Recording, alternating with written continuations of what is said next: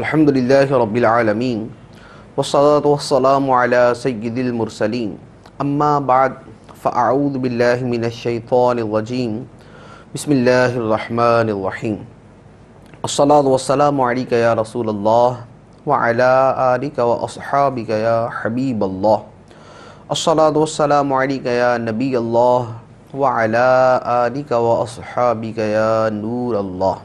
مسند ابو یعلا کی حدیث ہے، حضرت انس رضی اللہ تعالی عنہ سے روایت ہے، سرکار دو عالم صلی اللہ تعالی علیہ وآلہ وسلم نے ارشاد فرمایا، دو مسلمان جو اللہ کی خاطر ایک دوسرے سے محبت کرنے والے ہوں، جب وہ آپس میں ملتے ہیں اور مصافحہ کرتے ہیں اور مجھ پر درود پڑھتے ہیں تو اللہ عز و جل ان دونوں کے جدا ہونے سے پہلے ان کے اگلے اور پچھلے تمام گناہ معاف فرما دیتا ہے۔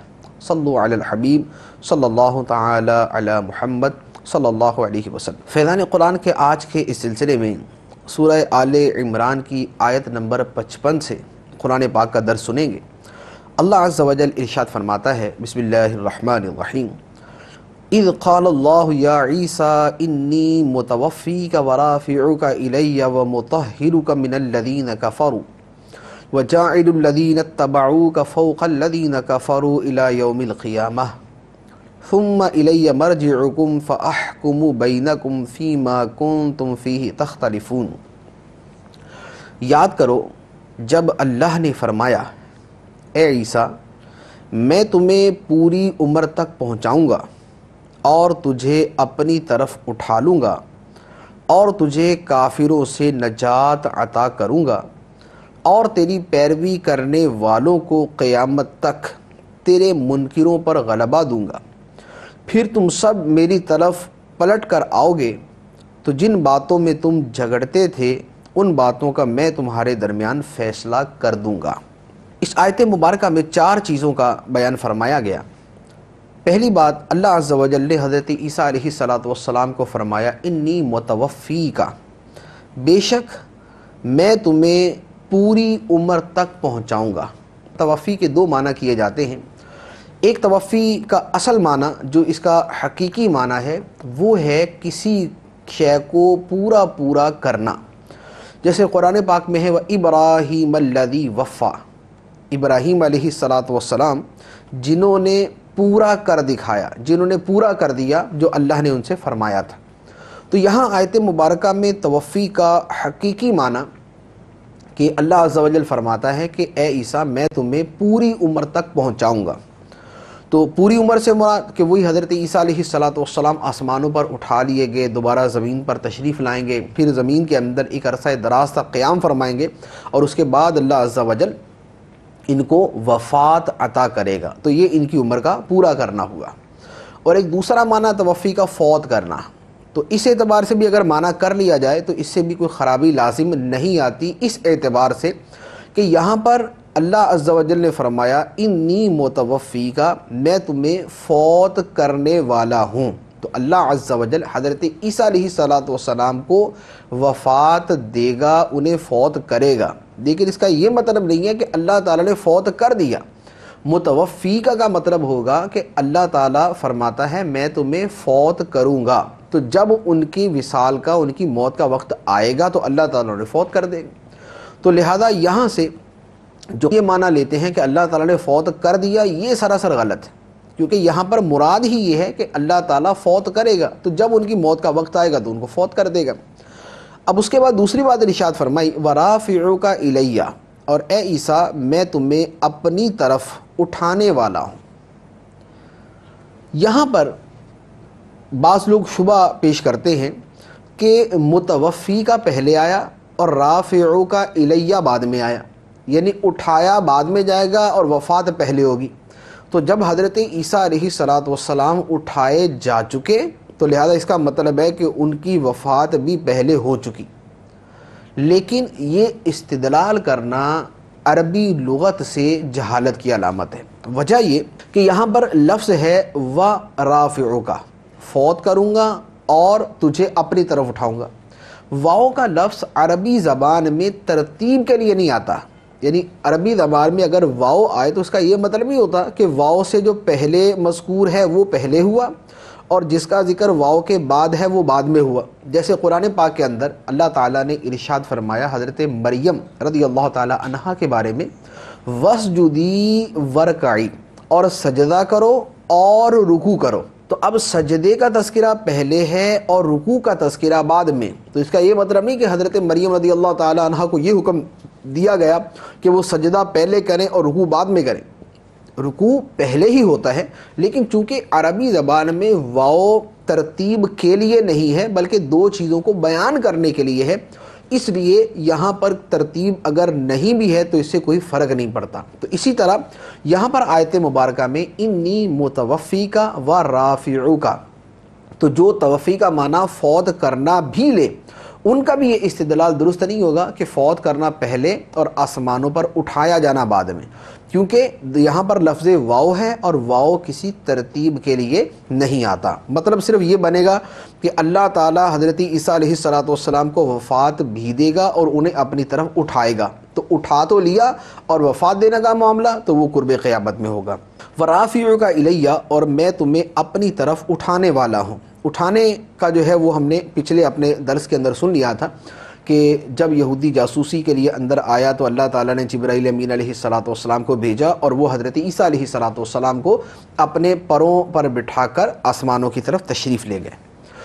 اگلی بات ارشاد فرمائی وَمُطَهِّرُكَ مِنَ الَّذِينَ كَفَرُوا، اور اے عیسیٰ میں تجھے کافروں سے پاک صاف کروں گا. یعنی کافر تجھے نہ قتل کر سکیں گے، نہ شہید کر سکیں گے، نہ تجھے سولی پر چڑھا سکیں گے. تو کافروں سے اللہ عز و جل نے حضرت عیسیٰ علیہ السلام کو محفوظ فرمایا. وَجَاعِلُ الَّذِينَ اتَّبَعُوكَ فَوْقَ الَّذِينَ كَفَرُوا إِلَى يَوْمِ الْقِيَامَةِ، اور اے عیسیٰ میں تیرے ماننے والوں کو، تیری پیروی کرنے والوں کو کافروں پر فوقیت دوں گا قیامت کے دن تک. حضرت عیسیٰ علیہ السلام کے جو ماننے والے ہیں اللہ تعالیٰ انہیں قیامت تک دوسروں پر فوقیت عطا فرمائے گا. اب یہاں پر یہ بات توجہ طلب ہے کہ حضرت عیسیٰ علیہ السلام کے ماننے والے ہیں کون. تو یہاں آیت مبارکہ میں حضرت عیسیٰ علیہ السلام کے ماننے والوں سے عیسائی مراد نہیں بلکہ مسلمان مراد ہے، کیونکہ ماننے سے مراد ہے صحیح طور پر ماننا، اتباع سے مراد ہے صحیح طور پر اتباع کرنا. تو حضرت عیسیٰ علیہ السلام کی جو صحیح اتباع کرنے والے اور ان کو جو صحیح طریقے سے ماننے والے ہیں وہ مسلمان ہیں. عیسائی ماننے کا دعویٰ تو کرتے ہیں لیکن حقیقی طور پہ مانتے نہیں. کیوں؟ اس لیے کہ حضرت عیسیٰ علیہ السلام تو یہ فرما رہے کہ اللہ ایک ہے اور اس کا کوئی شریک نہیں، نہ اس کی کوئی اولاد ہے نہ میں اس کا بیٹا ہوں. اور عیسائی کہتے ہیں کہ نہیں اے عیسیٰ تم جو کہہ رہے ہو وہ غلط کہہ رہے ہو، بلکہ تم اللہ کے بیٹے ہو، تم اللہ کے شریک ہو، تم تین میں سے تیسرے ہو. تو جو حضرت عیسیٰ علیہ السلام بیان فرما رہے ہیں عیسائی اس کا رد کر کے حضرت عیسیٰ کو مان رہے ہیں. تو جب ایسا ماننا تو نہ ماننے سے بھی بدتر ہو گیا کہ یہ گویا حضرت عیسیٰ علیہ السلام کو معاذ اللہ پہلے جھوٹا مان لیں اور اس کے بعد کہہ رہے کہ ہاں ہم آپ کو مانتے ہیں. تو لہذا یہاں آیت مبارکہ میں جو حضرت عیسیٰ علیہ السلام کے ماننے والوں کو نہ ماننے والوں پر غلبہ دینے کا تذکرہ ہوا، اس سے مراد مسلمان ہیں، عیسائی نے. پھر اس پر ارشاد فرمایا کہ حضرت عیسیٰ علیہ السلام کے ماننے والوں کو غلبہ ملے گا اور حضرت عیسیٰ علیہ السلام کو کافروں سے پاک کیا جائے گا. اور پھر یہ جتنے معاملات ہیں جو حضرت عیسیٰ علیہ السلام کے بارے میں یہودیوں میں اور عیسائیوں کے اندر جھگڑے ہیں، تو فرمایا کہ تم سب میری طرف پلٹ کر آؤ گے تو جس بات میں تم اختلاف کرتے تھے اس میں میں تمہارے درمیان فیصلہ کر دوں گا. تو قیامت کے دن فیصلہ ہو جائے گا کہ حضرت عیسیٰ علیہ السلام معبود یا معبود کے بیٹے یا اس کے شریک نہیں بلکہ اس کے بندے اور اس کے رسول تھے. اس کے بعد فرمایا فَأَمَّا الَّذِينَ كَفَرُوا فَأُعَذِّبُهُمْ عَذَابًا شَدِيدًا فِي الدُّنْيَا وَالْآخِرَةِ وَمَا لَهُم مِّن نَاصِرِينَ، پس جو لوگ کافر ہیں تو انہیں دنیا و آخرت میں سخت عذاب دوں گا اور ان کا کوئی مددگار نہ ہوگا. وَأَمَّا الَّذِينَ آمَنُوا وَعَمِلُوا الصَّالِحَاتِ فَيُوَفِّيهِمْ أُجُورَهُمْ وَاللَّهُ لَا يُحِبُّ الظَّالِمِينَ، اور جو ایمان لائے اور اچھے کام کیے تو اللہ انہیں ان کا پورا اجر عطا فرمائے گا اور اللہ ظالموں کو پسند نہیں کرتا. ذالک نتلوہ علیک من الآیات والذکر الحکیم، یہ جو ہم تمہارے سامنے پڑھتے ہیں کچھ نشانیاں ہیں اور حکمت والی نصیحت ہے۔ ان مثل عیسیٰ عند اللہ کمثل آدم خلقہ من تراب ثم قال له کن فیکون، بے شک عیسیٰ کی مثال اللہ کے نزدیک آدم کی طرح ہے جسے اللہ نے مٹی سے بنایا، پھر اسے فرمایا ہو جا تو وہ فوراً ہو گیا۔ یہ جو آخری آیت مبارکہ تلاوت کی جس میں فرمایا گیا کہ اللہ کے نزدیک عیسیٰ کی مثال حضرت آدم علیہ السلام جیسی ہے، اس آیت مبارکہ کا شان نزول کچھ اس طرح ہے کہ علاقہ نجران کے کچھ عیسائی سرکار دو عالم صلی اللہ علیہ وآلہ وسلم کی بارگاہ میں آئے اور آ کر کہنے لگے کہ آپ یہ گمان کرتے ہیں کہ حضرت عیسیٰ اللہ کے بندے ہیں اور اللہ تعالیٰ کے بیٹے نہیں؟ تو فرمایا کہ ہاں، حضرت عیسیٰ علیہ السلام اللہ کے بندے اور اس کے رسول ہیں، اور اس کا وہ کلمہ ہے جو اللہ تعالیٰ نے حضرت مریم رضی اللہ تعالیٰ عنہا کی طرف القاء فرمایا۔ یہ سن کر عیسائی بڑے غصے میں آئے، کہنے لگے کہ اے محمد، کیا تم نے کوئی ایسا انسان دیکھا ہے جو بغیر باپ کے ہو؟ تو سرکار دو عالم صلی اللہ تعالیٰ علیہ وآلہ وسلم نے جب یہ سنا تو قرآن پاک کی یہ آیت مبارکہ نازل ہوئی جس میں ان کو بتایا گیا کہ اے عیسائیو، تم حضرت عیسیٰ علیہ السلام کے بارے میں یہ کہتے ہو کہ چونکہ وہ بغیر باپ کے پیدا ہوئے لہذا وہ خدا کے بیٹے ہو گئے۔ اگر یہ بات ہے تو حضرت آدم علیہ السلام تو باپ اور ماں دونوں کے بغیر پیدا ہوئے، تو انہیں خدا کا بندہ کیوں مانتے ہو؟ تو جب بغیر باپ اور بغیر ماں کے پیدا ہونے سے حضرت آدم علیہ السلام خدا کے بیٹے نہیں بن گئے بلکہ بندے ہی رہے، تو حضرت عیسیٰ علیہ السلام اگر بغیر باپ کے پیدا ہوئے تو وہ خدا کے بیٹے کیسے بن گئے؟ تو وہ بھی خدا کے بندے اور خدا کے رسول ہی ہیں۔ اس کے بعد فرمایا الحق من ربک فلا تکن من الممترین، اے سننے والے، حق تیرے رب کی طرف سے ہے پس تم شک کرنے والوں میں سے نہ ہونا۔ آیت کے دو معنی ہیں۔ ایک معنی تو یہ ہے کہ یہ جو حضرت عیسیٰ علیہ السلام کا واقعہ بیان کیا گیا کہ وہ اللہ کی بارگاہ میں آدم علیہ السلام کی طرح ہیں، یہ بات حق ہے اور یہ تیرے رب کی طرف سے۔ اور دوسرا معنی یہ ہے کہ حق جو بھی ہوگا وہ تیرے رب ہی کی طرف سے ہوگا، تو لہذا جو حق تمہارے پاس آئے اس میں شک کرنے والوں میں سے نہ ہونا۔ پھر فرمایا فمن حاجک فیہ من بعد ما جاءک من العلم فقل تعالوا ندعو ابناءنا وابناءکم ونساءنا ونساءکم وانفسنا وانفسکم ثم نبتہل فنجعل لعنت اللہ علی الکاذبین۔ پھر اے حبیب، تمہارے پاس علم آ جانے کے بعد جو تم سے عیسیٰ کے بارے میں جھگڑا کرے تو تم ان سے فرما دو، آؤ ہم اپنے بیٹوں کو اور تمہارے بیٹوں کو اور اپنی عورتوں کو اور تمہاری عورتوں کو اور اپنی جانوں کو اور تمہاری جانوں کو مقابلے میں بلا لیتے ہیں، پھر مباہلہ کرتے ہیں اور جھوٹوں پر اللہ کی لعنت ڈالتے ہیں۔ اس آیت مبارکہ میں جو فرمایا گیا اس میں بنیادی طور پر مباہلے کا تذکرہ ہے۔ مباہلہ کیا ہے؟ مباہلہ یہ ہے کہ دو فرد یا افراد کے گروہ، دونوں میں سے ہر کوئی یہ سمجھتا ہے کہ میں حق پر ہوں اور سامنے والا باطل پر ہے۔ اب وہ آپس میں یہ کہتے ہیں کہ ہم اور تم دونوں دعا کرتے ہیں کہ اے اللہ، اگر میں حق پر ہوں اور میرا مخالف باطل پر ہے تو اے اللہ تو اسے ہلاک کر دے، اور اگر میرا مخالف حق پر ہے اور میں باطل پر ہوں تو مجھے ہلاک کر دے۔ ایک فرد یا ایک گروہ یہ کہے گا اور یہی بات پھر دوسرا فرد یا دوسرا گروہ کہے گا، اس کا نام مباہلہ ہے۔ اب یہاں پر آیت مبارکہ میں جس مباہلے کا تذکرہ ہے وہ یوں ہے کہ نجران کے عیسائی سرکار دو عالم صلی اللہ علیہ وآلہ وسلم کی بارگاہ میں آئے اور آ کر انہوں نے مناظرہ کیا، اس کے بعد انہوں نے مباہلے کی دعوت دی۔ سرکار دو عالم صلی اللہ تعالیٰ علیہ وآلہ وسلم نے نجران کے عیسائیوں کو یہ آیت پڑھ کر سنائی اور مباہلے کی دعوت دی۔ سرکار صلی اللہ علیہ وسلم نے ان کو دعوت دی تو انہوں نے کہا کہ ہم مشورہ کر کے آپ کو بتاتے ہیں۔ عیسائی اپنے بڑے پادری کے پاس گئے جس کا نام عاقب تھا اور اس کو عبد المسیح کہا جاتا تھا۔ اسے کہنے لگے کہ اے عبد المسیح، تو ہمیں مشورہ دے کہ ہم محمد صلی اللہ علیہ وسلم کے ساتھ مباہلہ کریں یا نہ کریں۔ تو اس نے کہا کہ اے عیسائیو، تم پہچان چکے ہو کہ محمد نبی مرسل ہیں، اللہ تعالیٰ کے سچے نبی ہیں، اگر تم اپنی جان کی امان چاہتے ہو تو ان سے مباہلہ نہ کرو بلکہ انہیں ان کے حال پر چھوڑ دو اور چلے جاؤ۔ عیسائی اگلے دن سرکار دو عالم کی بارگاہ میں جب آئے تو نبی کریم صلی اللہ تعالیٰ علیہ وآلہ وسلم تو مباہلے کے لیے تشریف لے جا رہے تھے۔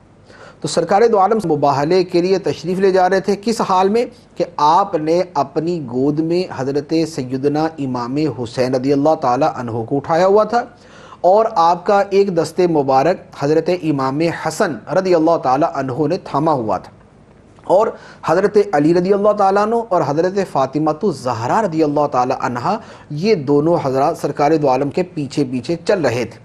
سرکار دو عالم جب اس حال میں ان عیسائیوں کے سامنے آئے اور ان کو فرمایا کہ آؤ اب مباہلہ کرے، تو عیسائیوں نے کہا کہ ہم آپ سے ہرگز مباہلہ نہیں کر سکتے بلکہ ہم آپ کو جزیہ دینے پہ رضامند ہیں۔ چنانچہ وہ جزیہ دینے پہ رضامند ہوئے اور جیسے تیسے اپنی جان چھڑا کر چلے گئے۔ سرکار دو عالم نے ان کی اس حرکت پر ارشاد فرمایا، اس ذات کی قسم جس کے دست قدرت میں میری جان ہے، نجران والوں پر عذاب قریب آ ہی چکا تھا، اگر وہ مباہلہ کرتے تو بندروں اور خنزیروں کی صورت میں مسخ کر دیے جاتے اور جنگل آگ سے بھڑک اٹھتا اور نجران اور وہاں کے رہنے والے پرندے تک نیست و نابود ہو جاتے اور 1 سال کے عرصہ میں تمام عیسائی ہلاک ہو جاتے۔ تو یہ عیسائیوں کی بچت ہوگی اس میں کہ انہوں نے سرکار دو عالم صلی اللہ تعالیٰ علیہ وآلہ وسلم کے ساتھ مباہلہ نہ کیا بلکہ اپنی جان چھڑا کر بھاگ گئے۔ اس میں ایک مسئلہ ہے کہ مباہلہ جو ہے وہ قطعی اور دین کے یقینی مسائل کے اندر کیا جائے گا، جیسے کہ مسلمان اور عیسائی مباہلہ کرے تو اس پر ہم مباہلہ کریں گے کہ ہم اہل حق ہیں اور عیسائی اہل باطل ہیں، لیکن یہ جو حنفی شافعی اختلافات ہیں، جو فروعی اختلافات اس قسم کے ہیں فقہی نوعیت کے، ان میں آپس کے اندر مباہلہ نہیں کیا جا سکتا۔ اس کے بعد فرمایا ان ھذا لہو القصص الحق وما من الہ الا اللہ وان اللہ لہو العزیز الحکیم، بے شک یہی سچا بیان ہے اور اللہ کے سوا کوئی معبود نہیں، اور بے شک اللہ ہی غالب حکمت والا ہے۔ یعنی حضرت عیسیٰ علیہ السلام اللہ کے بندے ہیں، اس کے سچے رسول ہیں اور معبود نہیں ہیں، تو یہی سچا بیان ہے۔ تو اس میں عیسائیوں کا بھی رد ہے اور مشرکین کا بھی۔ فَإِن تَوَلَّوْا فَإِنَّ اللَّهَ عَلِيمٌ بِالْمُفْسِدِينَ، پھر اگر وہ منہ پھیرے تو اللہ فساد کرنے والوں کو جانتا ہے۔ قُلْ يَا أَهْلَ الْكِتَابِ تَعَالَوْا إِلَىٰ كَلِمَةٍ سَوَاءٍ بَيْنَنَا وَبَيْنَكُمْ أَلَّا نَعْبُدَ إِلَّا اللَّهَ وَلَا نُشْرِكَ بِهِ شَيْئًا وَلَا يَتَّخِذَ بَعْضُنَا بَعْضًا أَرْبَابًا مِّن دُونِ اللَّهِ فَإِن تَوَلَّوْا فَقُولُوا اشْهَدُوا بِأَنَّا مُسْلِمُونَ۔ اے حبیب تم فرما دو، اے اہل کتاب، ایسے کلمہ کی طرف آؤ جو ہمارے اور تمہارے درمیان برابر ہے، وہ یہ کہ ہم اللہ کے سوا کسی کی عبادت نہ کریں اور کسی کو اس کا شریک نہ ٹھہرائیں، اور ہم میں کوئی ایک اللہ کے سوا کسی دوسرے کو رب نہ بنائے۔ پھر بھی اگر وہ منہ پھیریں تو اے مسلمانوں تم کہہ دو، تم گواہ رہو کہ ہم سچے مسلمان ہیں۔ اہل کتاب کو یہاں پر 3 باتوں کی طرف دعوت دی گئی۔ فرمایا کہ اس کلمے کی طرف آؤ جو ہمارے اور تمہارے درمیان مشترک ہے۔ وہ کیا ہے کہ ہم اللہ کے سوا کسی کی عبادت نہ کریں۔ تو یہ اسلام، عیسائیت، یہودیت سب کے اندر مشترکہ تھا کہ اللہ کے سوا کوئی عبادت کے لائق نہیں۔ ولا نشرک بہ شیئا، اور ہم اللہ کے ساتھ کسی کو شریک نہ ٹھہرائیں گے۔ عیسائی حضرت عیسیٰ علیہ السلام کو اور یہودی حضرت عزیر علیہ السلام کو جو اللہ کا شریک ٹھہراتے ہیں تو ہم یہ نہ کریں گے بلکہ ہم اللہ کے ساتھ کسی کو شریک نہ ٹھہرائیں۔ ولا یتخذ بعضنا بعضا اربابا، اور ہم میں سے کوئی کسی کو اللہ کے سوا رب نہیں بنائے گا، جس طرح عیسائیوں اور یہودیوں نے اپنے پادریوں اور اپنے راہبوں کے ساتھ کیا کہ ان کے حکم کو اللہ کے حکم کے برابر قرار دے کر ان کو اپنا رب مانا۔ تو فرمایا کہ ہم اس طرح نہیں کریں گے۔ تو یہ ہمارے مشترکات ہیں، یہ وہ چیزیں ہیں کہ جن پر یہ تینوں ادیان مشترک ہیں، تو آؤ پہلے ہم اس پر اتفاق کر لیں اور پھر اس کے بعد ہم اگلی باتوں کی طرف توجہ دیں۔ اور پھر فرمایا کہ اگر عیسائی یہودی اس سے منہ پھیرے تو تم فرما دو کہ ہم تو مسلمان، تم گواہ رہو کہ ہم مسلمان۔ اس آیت مبارکہ سے ایک بات پتہ چلی کہ جب کسی سے بحث کی جائے، کسی سے کسی بات پر ڈسکس ہو، تو جو دونوں کے متفق علیہ، دونوں کے اتفاقی مسائل ہیں، ان کو ممتاز کر دیا جائے، اور جن میں اختلاف ہے ان کو سامنے رکھ کر اس پر کلام کیا جائے۔ ہوتا کیا ہے کہ مناظرہ کرنے لگے یا کسی بات پہ بحث کرنے لگے تو اب یہ نہیں پتہ ہوتا کہ بحث کرنی کس پر ہے، جس بات پر اتفاق ہے اس پر بھی دونوں لگے ہوئے، جس میں اختلاف ہے اس پہ بھی دونوں لگے ہوئے۔ تو بحث کرنے کا جو قرآن نے اصول بیان فرمایا وہ یہ ہے کہ جو دونوں کی مشترک باتیں ہیں ان کو ایک طرف کر دیا جائے اور جو مختلف ہی باتیں ہیں ان پر کلام کیا جائے اور صرف انہی پر اپنی گفتگو کو منحصر رکھا جائے۔ تو یہاں پر عیسائی اور یہودیوں کو اسی بات کی دعوت دی گئی کہ جو ہمارے مشترکات ہیں تو عیسائیوں یہودیوں تم اس کی طرف تو آؤ جو تمہاری کتابوں میں، جو تمہارے دین کے اندر بیان کیے گئے، جو تمہارا حقیقی دین ہے اس کی طرف آؤ، اور اس کے بعد پھر بقیہ چیزوں کو منوانا جو ہے وہ مشکل نہیں رہتا۔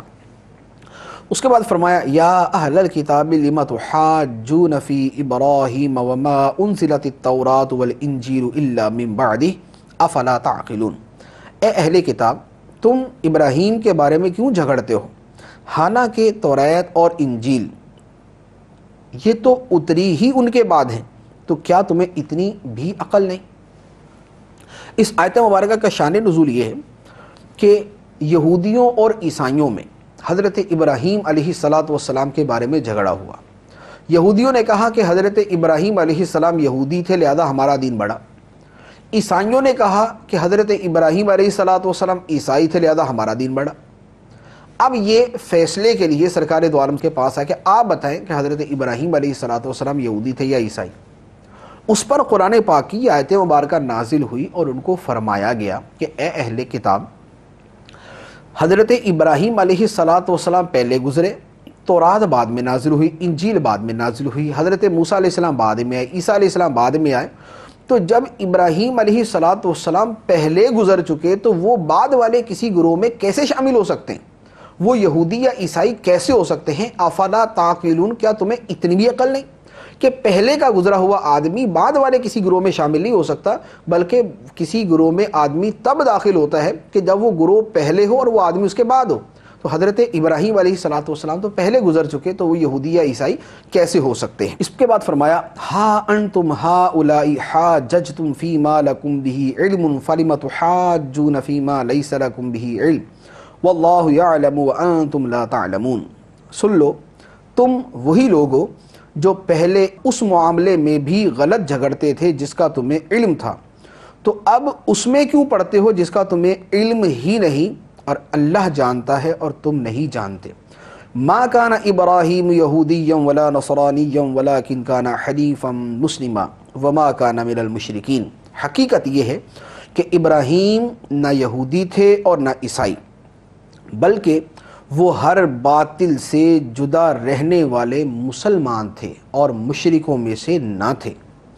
ان اول الناس بابراہیم للذین اتبعوہ وہذا النبی والذین آمنوا واللہ ولی المؤمنین، بے شک سب لوگوں سے زیادہ ابراہیم کے حقدار وہ ہیں جو ان کی اتباع کرنے والے ہیں، اور یہ نبی اور ایمان والے زیادہ حقدار ہیں، اور اللہ ایمان والوں کا مددگار ہے۔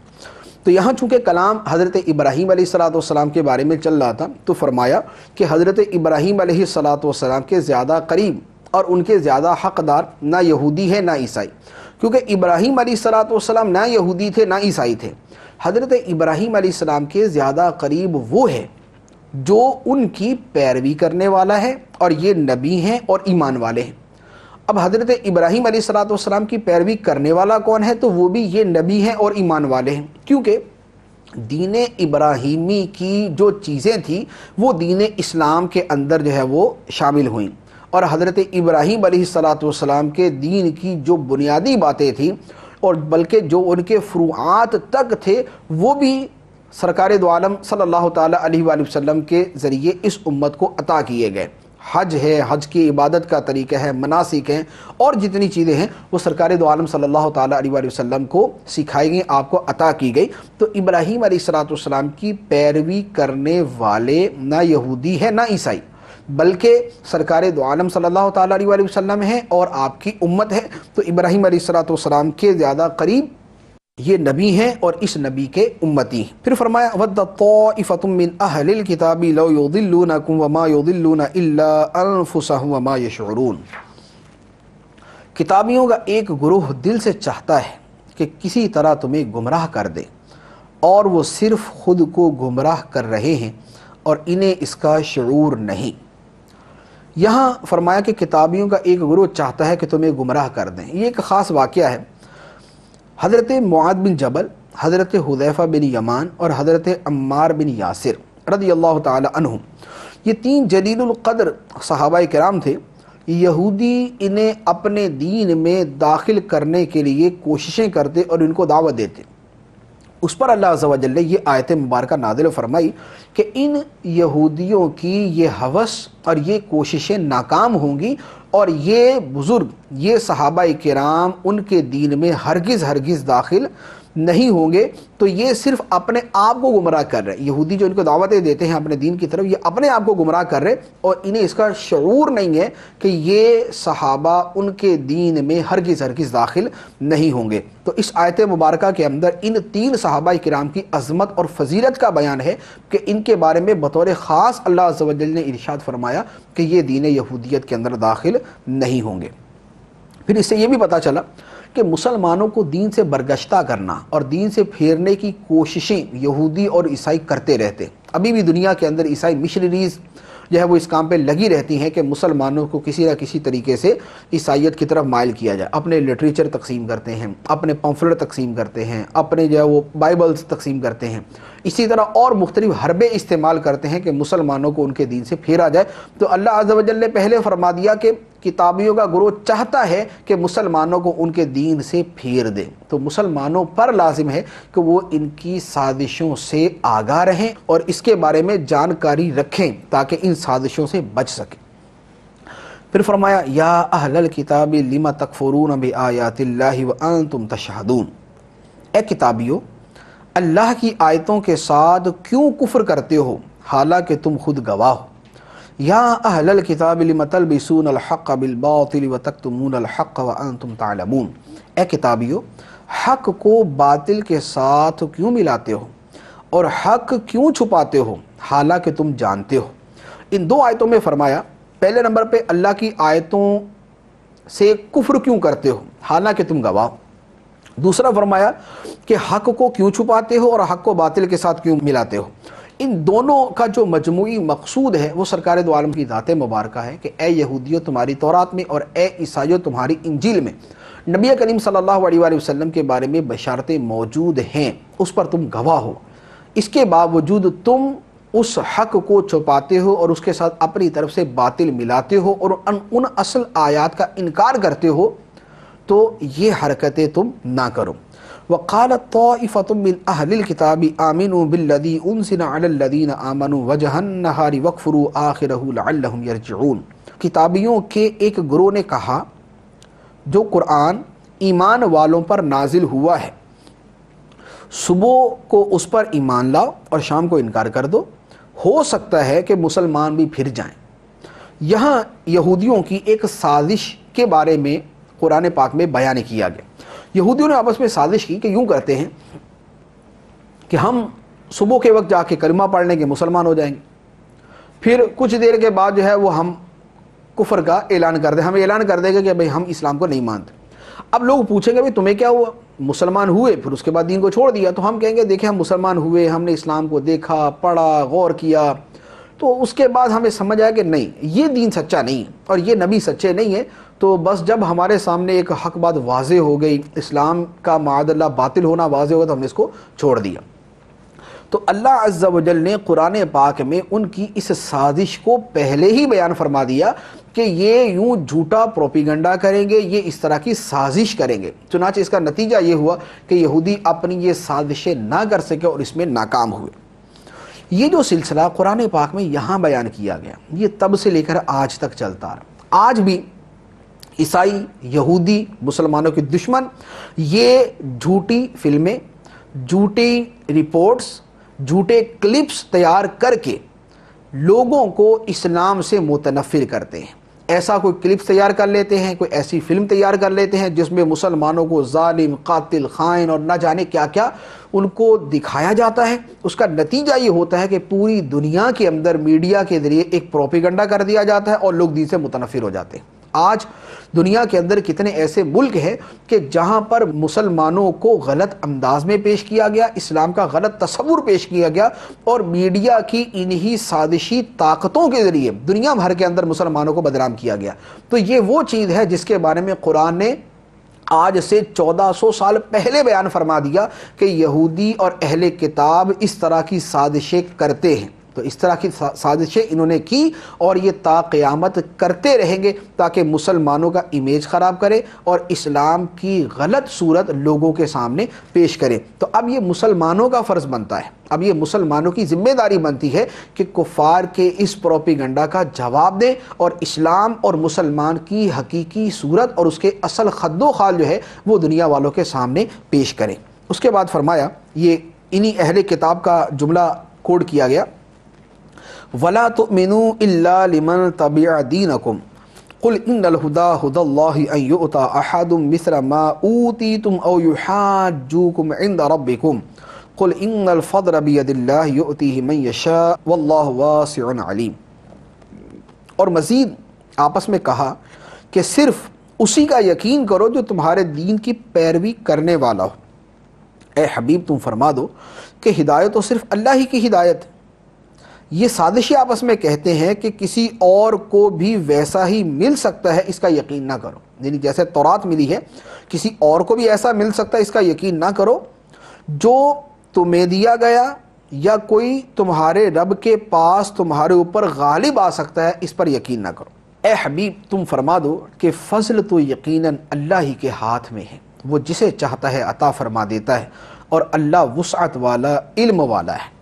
یہ یہودیوں کی اس سازش کا ایک اور جز ہے کہ وہ اپنے ماننے والوں کو کہتے تھے کہ دیکھو جیسی کتاب اللہ نے تمہیں دی ہے ایسی ہی اللہ کسی اور کو عطا فرما دے، اس کا یقین نہ کرو۔ جو تمہیں ملا بس وہ حق ہے، اور جو تمہارے علاوہ کسی اور کو ملا وہ ہرگز حق نہیں ہے۔ تو تمہارے جیسا کسی اور کو دے دیا جائے، اس پر جو ہے وہ تم یقین نہ کرو، اس پر ایمان نہ لاؤ۔ اور اسی طرح کوئی شخص اللہ کی بارگاہ میں تم پر غالب آ سکتا ہے، اس کا بھی یقین نہ کرو۔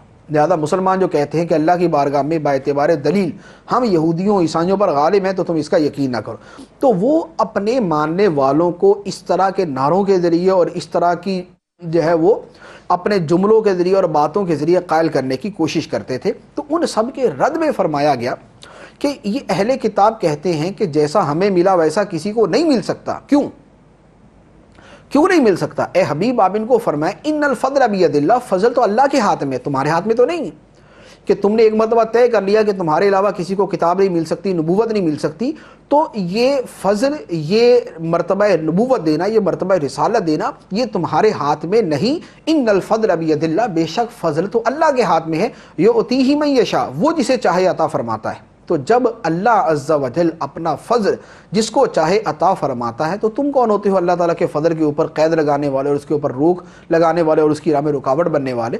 تو لہذا تمہارا یہ کہنا کہ ہمیں جو دیا گیا کسی اور کو دیا جائے تو ہم نہیں مانیں گے، اور یہ مانو ہی نہیں کہ کسی اور کو دیا جا سکتا ہے، تمہارا یہ کہنا ہی سراسر غلط ہے۔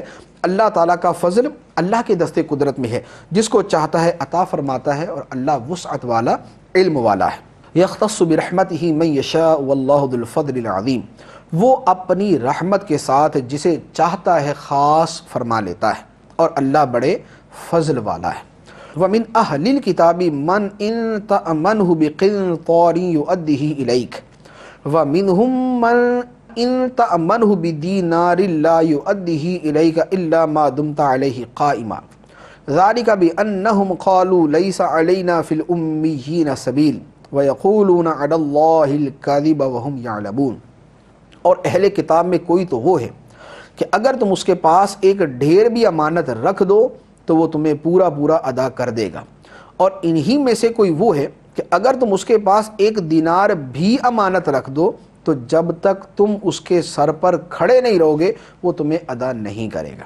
ان کی یہ بددیانتی اس وجہ سے ہے کہ وہ کہتے ہیں کہ ان پڑھوں کے معاملے میں ہم سے کوئی پوچھ گچھ نہیں ہوگی، اور یہ اللہ پر جان بوجھ کر جھوٹ باندھتے ہیں۔ اس آیت مبارکہ میں فرمایا گیا کہ اہل کتاب کے اندر بھی دو طرح کے لوگ ہیں۔ کچھ وہ ہیں کہ ان کے پاس اگر ڈھیروں مال امانت رکھ دیا جائے پھر بھی ادا کر دیں گے، اور کچھ وہ ہے کہ جن کے پاس ایک دینار بھی اگر امانت رکھ دیا جائے تو واپس نہیں کریں گے جب تک ان کے سر پہ کھڑے نہ رہو۔ یہ آیت مبارکہ دو افراد کے اعتبار سے نازل ہوئی۔ حضرت عبداللہ بن سلام رضی اللہ تعالی عنہ کے پاس کسی نے سونا امانت رکھا۔ کتنا سونا؟ تقریباً 147 کلو سونا، یعنی 150 کلو سونا ان کے پاس کسی نے امانت رکھا۔ جب وہ امانت واپس لینے آیا تو آپ نے اس کو اٹھا کے سارا دے دیا۔ تو اتنی بڑی مقدار میں سونا امانت رکھا گیا، لیکن جب وہ مانگنے آیا تو آپ نے اس کو واپس کر دیا۔ اور دوسرا وہ کہ جس کے پاس 1 دینار امانت رکھی گئی اور وہ اس کو دینے سے بھی مکر گیا کہ میں نے تو تم سے یہ رقم لی ہی نہیں۔ تو ارشاد فرمایا کہ اہل کتاب میں دونوں طرح کے لوگ موجود ہیں۔ تو جو دیانت دار تھے کہ جو اپنے دنیاوی معاملات کے اندر بھی دیانت دکھاتے تھے، تو اپنے دینی معاملات کے اندر بھی انہوں نے دیانت دکھائی اور سرکار دو عالم صلی اللہ تعالیٰ علیہ وآلہ وسلم پر ایمان لے آئے۔ اور جو 1 دینار کی دنیا کے اندر بھی امانت دار نہ تھے تو ان سے کیا امید کہ وہ دین کے اندر بھی امانت داری کا اظہار کریں۔ پھر اس کے ساتھ جو لوگ یوں امانت میں خیانت کرنے والے تھے ان کا سبب بیان کیا کہ وہ کیوں خیانت کرتے تھے۔ تو ان کا کہنا یہ تھا لیس علینا فی الامیین سبیل، کہ ہمارے اوپر ان پڑھوں کے بارے میں کوئی پوچھ گچھ نہیں، یعنی یہ جو قریش والے ہیں یا جو مسلمان ہیں یہ ان پڑھ لوگ ہیں، تو ان کا ہم نے مال کھا بھی لیا تو بھی ہمارے اوپر کوئی گرفت نہیں ہوگی، یہ اللہ تعالیٰ نے ہمیں فرما دیا ہے۔ تو اس پر اللہ عز و جل نے فرمایا وَيَقُولُونَ عَلَى اللَّهِ الْكَذِبَ وَهُمْ يَعْلَمُونَ، کہ یہ جان بوجھ کر اللہ پر جھوٹ مانتے ہیں کہ اللہ تعالیٰ نے ان کو یہ فرمایا ہوا ہے کہ تم مسلمانوں کا مال جتنا بھی دبا لو، ان پڑھوں کا مال جتنا بھی کھا جاؤ تو تم سے پوچھا نہیں جائے گا۔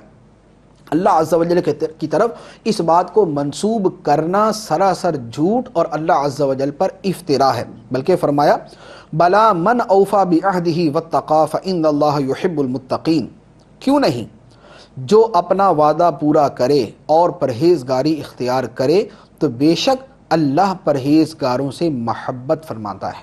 بتا دیا کہ اللہ تعالیٰ پرہیزگاروں سے محبت فرماتا ہے، جو اپنے وعدوں کو پورا کرنے والے، جو اپنی امانت کو پورا کرنے والے اور امانت میں خیانت نہیں کرتے، اللہ عز و جل ان سے محبت فرماتا ہے۔ اور جو 1 دینار تک کے اندر بد دیانتی کرنے والے ہیں، خیانت کرنے والے ہیں، ان سے کیوں پوچھ گچھ نہ ہوگی بلکہ ان سے پوچھ گچھ کی جائے گی۔ تو اب ہمارے سامنے 2 طرح کے طرز عمل آئے، ایک وہ یہودیوں کا طرز عمل کہ 1 دینار کے اندر وہ بد دیانتی کر رہے ہیں، اور ایک طرز عمل وہ ہے کہ سرکار دو عالم صلی اللہ تعالیٰ علیہ وآلہ وسلم کو معاذ اللہ شہید کرنے کے ارادے سے کفار آپ کے گھر کا گھیرا ڈالے ہوئے نبی کریم صلی اللہ تعالیٰ علیہ وآلہ وسلم اپنے بستر پر حضرت علی رضی اللہ تعالیٰ عنہ کو لٹاتے ہیں اور ارشاد فرماتے ہیں کہ صبح ان کی امانتیں واپس کر کے مدینہ منورہ آ جانا۔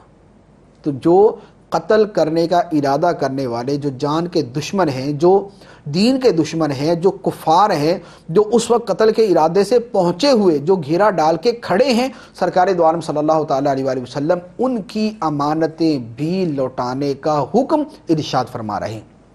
تو اب ہمیں غور کرنے کی حاجت ہے کہ ہمارا طرز عمل کس کے ساتھ مل رہا ہے، یہ آج کے مسلمانوں کا طرز عمل کس کے ساتھ ملتا ہے؟ کیا یہ سرکار دو عالم صلی اللہ تعالیٰ علیہ وآلہ وسلم کے اس طرز عمل کے پیچھے ہیں جو ہجرت کی رات ظہور میں آیا، یا پھر اس یہودی کے طرز عمل کے پیچھے ہیں جس کے بارے میں قرآن نے فرمایا کہ 1 دینار بھی اگر اس کے پاس رکھ دو تو جب تک اس کے سر پہ کھڑے نہ ہو جاؤ تب تک وہ تمہیں واپس نہیں لوٹائے گا۔ تو افسوس یہ ہے کہ ہمارے ہاں کتنے ایسے کاروباری، کتنے ایسے پیسے والے مالدار لوگ ہیں کہ جو لوگوں کے قرض، لوگوں کے پیسے، لوگوں کی امانتیں دبا کے بیٹھے ہوئے اور کسی بھی صورت واپس لوٹانے پر راضی نہیں ہوتے بلکہ سرے سے مکر جاتے ہیں۔ اللہ عز و جل ان کو ہدایت عطا فرمائے اور ہم سب کو صراط مستقیم پر چلنے کی توفیق عطا فرمائے، آمین بجاہ نبی الامین صلی اللہ تعالی علیہ وسلم۔